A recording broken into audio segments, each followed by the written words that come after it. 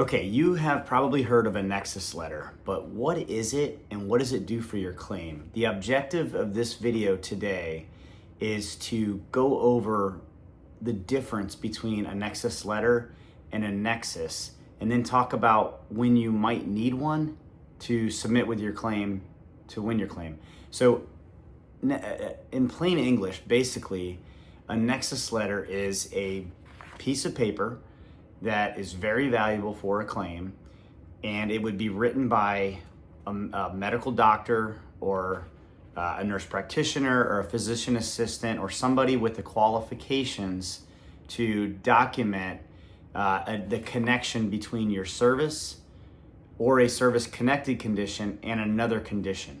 So essentially, they're throwing science into this paper to articulate why your disability, your current disability, is connected to something that has, that's connected to your military service, whether it's another condition that you already have service connected, or whether it's, connected to something that occurred while you're in the military and you just don't have enough documentation to prove it. It's a doctor that's going to review your medical records from the military. It's a doctor that's going to review your current medical records in your civilian life. Someone that's going to understand, whatever it is that you're trying to claim that happened in the military. And they're basically going to articulate this with science and throw some sort of reasoning why they believe that your condition is connected to service. So that's essentially the Nexus. And the Nexus letter is simply that the doctor is writing this on a letter. A Nexus, on the other hand, is just simply any medical evidence that shows the causation, that connects your current condition to your military service. So you can basically think of a Nexus letter as your doctor physically writing something on a piece of paper that has, that's based by facts and science that, that supports the doctor's theory that yes, this veteran's condition is at least as likely as not caused by their service, or more likely than not, or, on the negative side, less than likely to have been caused by service. And those are the three different terms that the doctors use to, or at least the VA likes to see, to prove that the service connection. And that's a very important phrase, at least as likely as not, because that's really all the VA cares to see. That's the burden of proof for a Nexus to get something service connected. So, if your doctor feels comfortable that your disability was caused by service and they can articulate that and write it in a letter, then that's essentially a Nexus letter, and it's very valuable for a claim. Now that we know what that is, let's go in and talk about when you might need one. But first, when might you not need one? I don't think that many veterans, especially veterans starting out, need to spend money on a Nexus letter. Now, if you can get your doctor to articulate why, and it's your personal doctor, and they're not going to charge you, or they're just going to, charge you what they would normally charge you when you go to the doctor, then that's great. But a lot of our claims can just be proved by just providing a Nexus. So if a doctor can write the Nexus in your medical records, or maybe you can provide a Nexus in a personal statement to explain and articulate to the VA rater that, that this knee injury that you currently have was caused when you hurt yourself on a deployment, or it was caused when you were playing sports while you were active duty.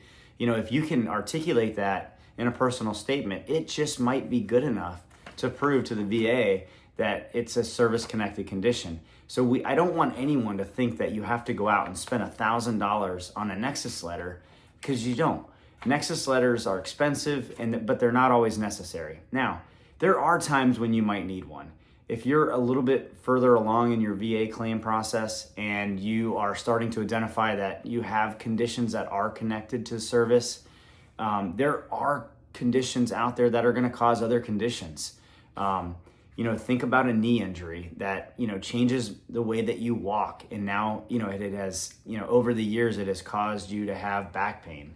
Or think about, a back pain that you currently have that's service connected, and you're just, it's destroying your mood. It's messing with your mental health.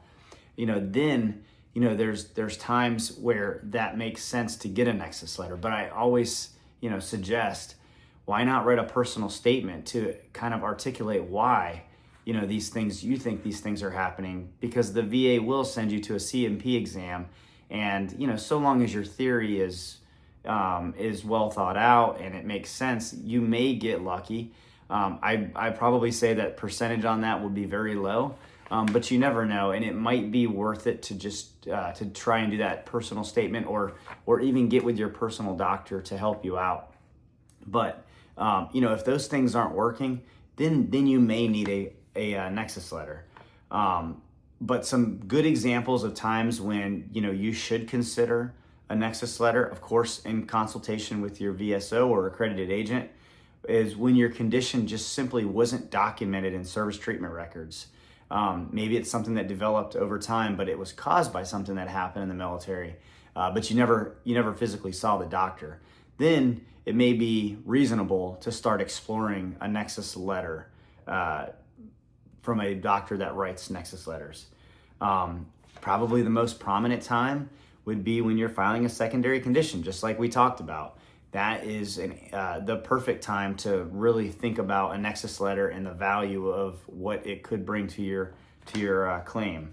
Or maybe you're appealing a denial and something that you feel very strongly about, and you understand that you understand the process and the big three, and you really strongly feel that you should have won that claim. If you're facing a denial for service connection, then it might be appropriate to get a Nexus letter at that point. And basically, just in any of these cases, the VA needs evidence. They need more than just what you think or what your word says. They need a medical professional to connect the dots just in a lot of these circumstances. I do want to say too, though, that a Nexus letter can also be called an independent medical opinion or an evaluation from a doctor. So Nexus letters they'll be able to provide that in the independent medical opinions, but that's essentially what that is, just in case you see that out there. Now, what makes a good Nexus letter? Because let's face it, we can go to our personal doctor and they might be very eager to help you out, but if they don't know what makes a good Nexus letter, it might not be very well received from the VA. They don't want doctors to just write, I think that this is connected to the veteran's service, this disability. They want to say, they want you to explain why. They want to know why, what the theory is, what facts is, what science is this based on. Just some key elements here that I want you to think about. So if you do decide to do this and go to your doctor, these are some of the things that you need to know. I'm going to put a link in the description down below. I wrote a cheat sheet on informveteran.com. It's free for you just to go check it out. It's kind of how I want you to think about doing this if you go to your own personal doctor, so that you can arm them with the information so that they can write it for you the first time and not have to go back and do this all over again. So if you want that on paper version, just check out the website. But essentially, you want to make sure, number one, that it's written by a licensed medical professional. It doesn't have to be a doctor, doesn't have, it could be a nurse practitioner, it could be a PA. Probably better that it's a doctor, and probably better that it's a specialist in that field, because that, can really raise the level of credibility on the evidence. Like I mentioned earlier in the video, we want to make sure that you're using VA-friendly language, at least as likely as not, more likely than not, or less than likely. And obviously that one's not important, and we don't want to push that one. If that's the case, we don't want to submit that claim. We don't want to go for that condition. You just may be wrong in your theory. But that's the language that they like to see. And the reason they like to see that is because they do have a burden of proof. And their burden of proof is really low. At least as likely as not is basically just in the middle. So, but they like to see the doctors quantify that so that they understand what the doctor's trying to say. They want your doctors to cite evidence. They want your doctors to look at your medical records, your service treatment records, and they want them to provide research. Now, I get that you may not be able to get your personal doctor to provide research, and that's okay. I think that if they can articulate maybe an incident that happened in service, maybe it was a neck injury, maybe you went to the doctor, maybe you hit your head and it caused a little bit of whiplash in a car accident or whatever it might be. If you're seeing a doctor for, maybe you currently have arthritis in your neck, if your doctor feels like that, and that's very possible, a neck injury or a head injury that caused whiplash in the military, and then 15 years later you develop arthritis in your neck, probably many doctors would not disagree that could be service connected to the incident in the military. They threw your neck out of whack, and that could be where that arthritis started. And if a doctor agrees with that and they're able to document that, they may not need to throw much research in there. And of course, we don't want to bother our personal doctors with spending hours and hours and hours researching, but they can show that causation. A lot of them can, and be able to back it up with some sort of medical research off the top of their head. So that's just important to know. And then, they want you in these letters, or they want your doctors in these letters to explain medical reasoning, not just the conclusions. So, it's got to be specific to you, which is why you don't want boilerplate. And I'm not sure that I really agree with the whole, trying to do it via AI, although AI might give you a starting point. But just make this stuff simple. If you're going to go to your personal doctor, just know this. Again, I'm going to put a link to the cheat sheet that I wrote in the description box below. Check it out. See how it works. I've used it. I've done it. I've tried it, and my doctor wrote me a Nexus letter, and I kind of explained some of that in this cheat sheet. Now I know that it might not be that easy to go out and get your personal doctor to write this for you. I know, they're busy. They don't have time. Maybe you didn't establish a relationship. Maybe they just don't, they don't want to, it's not that they don't want to help you, but they don't feel comfortable doing it. They don't know what they need to put in, or maybe you just don't feel comfortable asking them. There are a bunch of doctors out there that will do these. I know they are difficult to find because I had a hard time finding them. I did, in result of that, try to create a solution, and I put a directory of doctors and other medical professionals that write Nexus letters on my website. It's free to check out. It's a work in project, so it's a little bit discombobulated right now, but it's all in there. I don't recommend any of these doctors. They don't pay me for anything. I may charge listing fees later on in life, but right now it's there for you to check out.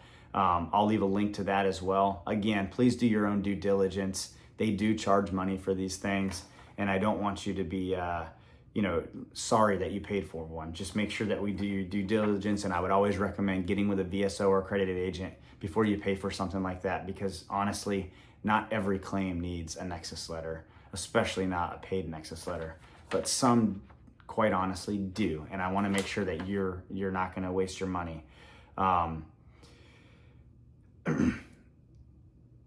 Just some common mistakes and red flags to think about with Nexus letters. Getting a letter from a provider that doesn't understand VA claims could be a problem for you. If they don't know how to articulate it, like we talked about earlier, it might just be doing you no good. I guess if it's from your personal doctor and it didn't cost you anything, I guess it doesn't hurt. But just keep that in mind. Know what you're asking for with the doctor.